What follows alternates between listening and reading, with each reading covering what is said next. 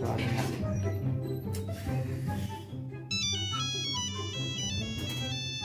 Hello, pre? Oh, pre, kamusta? Bakit ka nga pala napatawag?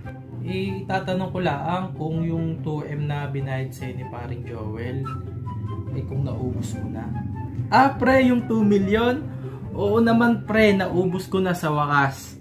At binili ko ng iPhone 16 Pro Max version 2. Hindi lang isa ang binili ko, pre, kundi 10 at pinarapol ko sa aming reunion Christmas party. Kaso, pre, may problema ako ngayon. Sa sobrang kamalasan ko. O, pre, anong nangyari sa'yo? Kailangan mo ba ng pera? Hindi, pre, hindi ko kailangan ng pera.